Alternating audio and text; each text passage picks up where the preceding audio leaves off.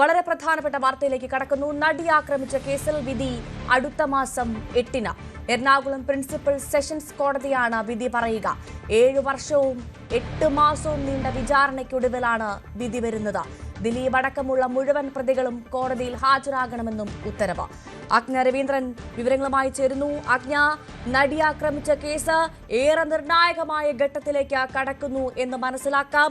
കേരളം സമീപകാലത്ത് കണ്ട ഏറ്റവും പ്രമാദമായ കേസ്, അന്വേഷണവും തുടരന്വേഷണവും പുനരന്വേഷണവും കണ്ട കേസ്, നിരവധി നിയമവ്യവഹാരങ്ങൾ മാറി മാറി കണ്ട കേസ്, ഇപ്പോഴിതാ വിധി വരുന്നു അല്ലെ?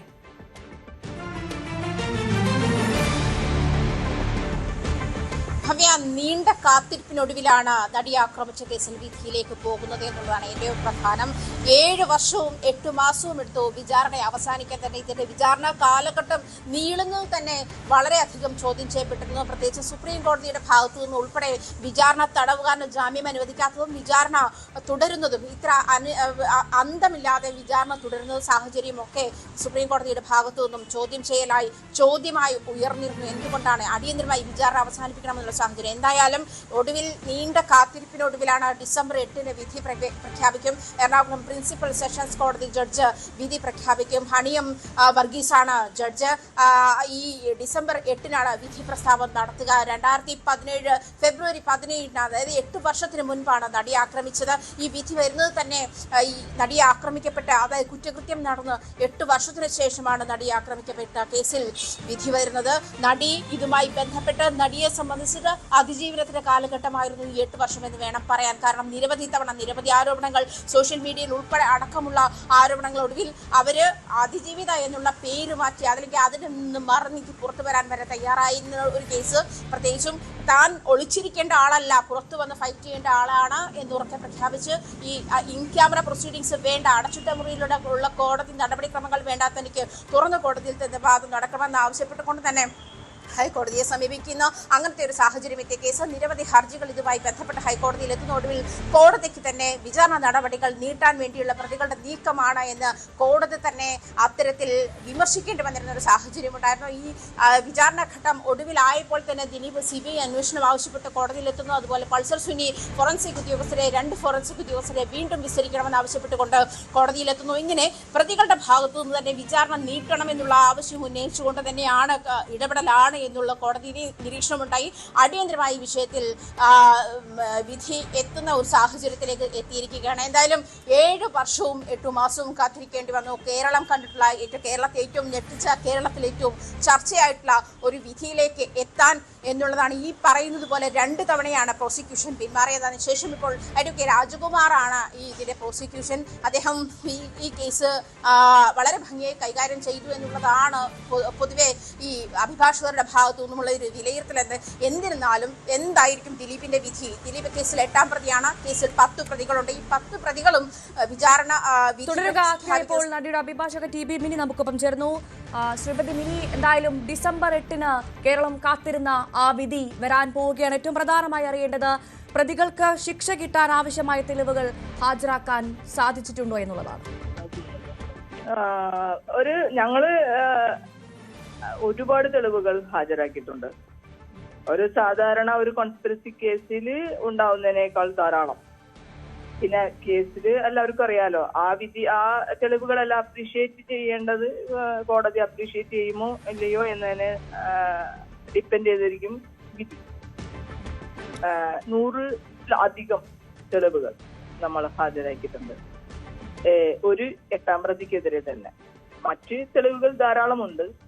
ഈ സംഭവവുമായി ബന്ധപ്പെട്ടുള്ള കാര്യങ്ങളും ധാരാളമുണ്ട്. പക്ഷെ ഈ തെളിവുകളെല്ലാം അപ്രീഷിയേറ്റ് ചെയ്യപ്പെടേണ്ടതാണോ, പ്രതികൾക്ക് ശിക്ഷ കൊടുക്കത്തക്ക വിധത്തിലാണോ, ഇതൊക്കെ തീരുമാനിക്കേണ്ടത് കോടതിയാണ്. ശ്രീമതി മിനി, 7 വർഷവും 8 മാസവുമാണ് ഇതിന്റെ ഈ കേസുമായി ബന്ധപ്പെട്ട കാര്യങ്ങൾ നീണ്ടുപോയത്, നമുക്കതറിയാം. അപ്പോൾ ഈ വിചാരണ നീണ്ടുപോയതിലും വിധി പറയാൻ വൈകിയതിലും ഏതെങ്കിലും തരത്തിൽ ആശങ്കയുണ്ടോ?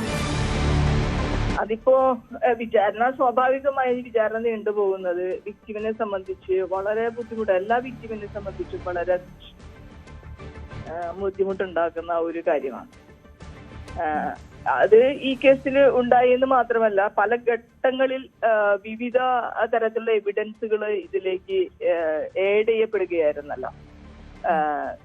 ഞങ്ങൾക്ക് തിക്താനുഭവങ്ങൾ ഒരുപാട് ഉണ്ടായിട്ടുണ്ട്. പക്ഷെ ഈ സമയത്ത് ഞാൻ അതൊന്നും പറയണില്ല. പക്ഷെ എനിക്ക് പറയാനായിട്ടുള്ള ഒരു അവസരം ഉണ്ടാവും വിധിക്ക് ശേഷം. നമ്മളൊരു എന്നാലും ചോദിക്കട്ടെ, ഈ കേസിന്റെ വിചാരണയിലേക്ക് കടന്നപ്പോൾ ഉണ്ടായ തടസ്സങ്ങൾ അതെന്തൊക്കെയായിരുന്നു? തടസ്സങ്ങൾ പറയാമോ? തടസ്സങ്ങളല്ല, ഇത് വെച്ചാൽ നമ്മുടെ ഏറ്റവും പ്രധാനപ്പെട്ട തെളിവ് ടാമ്പർ ചെയ്യപ്പെടുകയോ ആ തെളിവ് ഹാഷ് വാല്യൂ മാറി. ഞങ്ങൾക്ക് ആകെ ഉണ്ടായിരുന്ന ഒരു തെളിവായിരുന്നു മെമ്മറി കാർഡ്. ആ മെമ്മറി കാർഡിന്റെ ഹാഷ് വാല്യൂ മാറി എന്ന് പറയുന്ന ഒരു വിഷയമാണ് അതിൽ ഏറ്റവും പ്രധാനമായിട്ടുണ്ടായത്.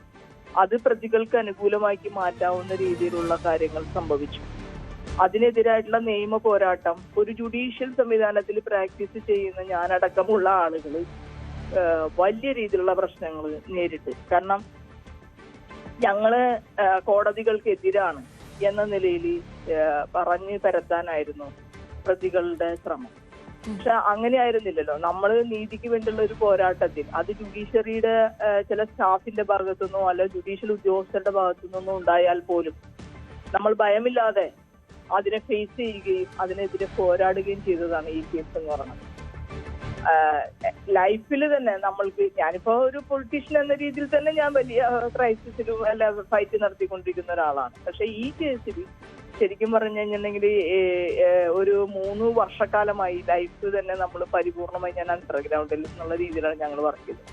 എനിക്കല്ലേ ഏറ്റവും വലിയ സന്തോഷം എന്ന് പറഞ്ഞു കഴിഞ്ഞാൽ അതിജീവിതയാണ് എന്ന് വിക്ടിം പ്രഖ്യാപിക്കപ്പെട്ടതിന് ശേഷം ആ കുട്ടിക്ക് പൊതുസമൂഹത്തിൽ വരാനും സാധാരണ നമ്മളുടെ ഉള്ള ആളുകളെ പോലെ തന്നെ വിഷയങ്ങളിൽ ഇടപെടാനും നടനം നടത്താനും അല്ലെങ്കിൽ സിനിമയിൽ അഭിനയിക്കാനും മറ്റു പൊതുപരിപാടികള് പങ്കെടുക്കാനും, പിന്നെ മാത്രമല്ല കേരളത്തിന്റെ പൊതുസമൂഹം പരിപൂർണമായും സത്യത്തിൽ ഈ വിക്ടിമിനെ അത്രമാത്രം സ്നേഹിക്കുന്ന ഒരു സമൂഹമായിട്ട് കേരളത്തില് ജനിക്കുകയും മറ്റു രാജ്യങ്ങളിലും അല്ലെങ്കിൽ രാജ്യത്തിന്റെ വിവിധ സംസ്ഥാനങ്ങളിലൊക്കെ താമസിക്കുന്ന ആളുകൾ രാത്രി പകല് ഇല്ലാതെ എന്നെ വിളിച്ചുകൊണ്ട് ഇതിന് നീതി കിട്ടുമോ, എന്ത് ഫൈറ്റാണ് വേണ്ടത്, നിങ്ങൾക്ക് എന്ത് സഹായമാണ് വേണ്ടത് എന്നൊക്കെ ചോദിച്ചു വിളിച്ചിരുന്നു. കാരണം നമുക്കൊരു ലീഗൽ ഫൈറ്റില് പൊതുസമൂഹത്തിന്റെ സപ്പോർട്ട് മാത്രമേ നമുക്ക് പറ്റുള്ളൂ. അല്ലാതെ ലീഗലായിട്ടുള്ള കാര്യങ്ങളിൽ ഇടപെടാനായിട്ട് ആരെയും നമുക്ക് സഹായം ചെയ്യാനായിട്ട് പറ്റില്ല. അങ്ങനെ ഞങ്ങളുടെ ഏറ്റവും പ്രധാനപ്പെട്ട തെളിവ് തന്നെ ടാമ്പർ ചെയ്യപ്പെടുന്നു. അത് ഹൈക്കോടതിയിൽ നമ്മൾ ഫൈറ്റ് ചെയ്യുന്നു. ആ സുപ്രീം കോടതി വരെ പോകുന്നു. തിരിച്ച് ഹൈക്കോടതിയിൽ തന്നെ വരുന്നു. അതേ ജഡ്ജിന്റെ അടുത്ത് തന്നെ വരുന്നു. ആ ജഡ്ജി തന്നെ ആ മെമ്മറി കാർഡ് പുതിയ ഒരെണ്ണം എടുത്തു വെക്കാൻ വേണ്ടി വിധി പറയുന്നു. ഇതൊക്കെ അസാധാരണമായ സംഭവങ്ങൾ തന്നെയാണ്. പക്ഷെ അപ്പോഴും യാതൊരു തരത്തിലുള്ള എന്താ പറയാ ഇത്രയധികം പ്രശ്നങ്ങൾ വ്യക്തി ജീവിതങ്ങളിൽ വരെ ഈ ലീഗലി എയ്ഡ് കൊടുത്തുകൊണ്ടിരിക്കുന്ന വക്കീലന്മാർക്ക് ഉണ്ടായിട്ട് പോലും ഞങ്ങൾ ആരും പതറാതെ കൂട്ടമായിട്ട് ഞങ്ങള് നിൽക്കുകയാണ് ഉണ്ടായത്. അത് മാത്രമല്ല, കോടതിയിൽ നിന്ന് പോലും ഈ നടിക്ക് നീതി കിട്ടുന്നില്ല, അതിജീവിതയ്ക്ക് നീതി കിട്ടുന്നില്ലെന്ന് പറയേണ്ടി വന്ന സാഹചര്യം നമ്മൾ കേട്ടതാണ്. മുഖ്യമന്ത്രിക്ക് പോലും പരാതി കൊടുക്കേണ്ടി വന്നു, സുപ്രീം കോടതിയെ സമീപിക്കേണ്ടി വന്നു. ഇതെല്ലാം പ്രബലരുടെ ഇടപെടൽ കാരണമുണ്ടായ വിഷമങ്ങളല്ലേ? അങ്ങനെ കരുതാൻ സാധിക്കില്ലേ? അതെ, ജനങ്ങൾ കോടികൾ ഇറക്കാൻ തയ്യാറുള്ള പ്രതികൾ, അവര് കോടികൾ ഇറക്കി അവര് എല്ലാ തരത്തിലുള്ള സ്വാധീനങ്ങളും ഉപയോഗിച്ച് അവരുടെ ഗുണ്ടായിസം അടക്കം ഉപയോഗിച്ചുകൊണ്ട് സാക്ഷികളെ സ്വാധീനിക്കാനും, എനിക്ക് സാക്ഷികൾ തന്നെ നല്ല രീതിയിൽ നമ്മൾ ഈ വിധി പറയുന്നതിന് ശേഷം നമുക്ക് അപ്രീഷിയേറ്റ് ചെയ്യേണ്ട കുറെ സാക്ഷികളുണ്ട്. അവരുടെ കൂടെ ആത്മാർത്ഥമായിട്ടുള്ള അവരുടെ കൂടി സഹകരണം ഈ കേസിൽ ഉണ്ടായിട്ടുണ്ട്. നഷ്ടപ്പെട്ടു പോയ പലതും ഞങ്ങൾക്ക് തിരിച്ചെടുക്കാൻ കഴിഞ്ഞിട്ടുണ്ട്. ഇതൊരു അനുഭവം തന്നെയാണ്. ഇത് നമ്മൾക്ക് വിധിക്ക് ശേഷം എനിക്ക് ഇതൊക്കെ പറയാനായിട്ട് സാധിക്കും. അതൊരു വല്ലാത്ത അനുഭവമാണ്. എന്തായാലും നീതി കിട്ടുമെന്ന് തന്നെയാണ് ഞാൻ വിശ്വസിക്കുന്നത്. അതാണ് ഈ 8ാം പ്രതിയായ ദിലീപ് വളരെയധികം സ്വാധീനശേഷിയുള്ള ആളാണ്. അപ്പൊ പ്രതിയുടെ ഇടപെടലിൽ താങ്കൾക്ക് ആശങ്കയുണ്ടോ?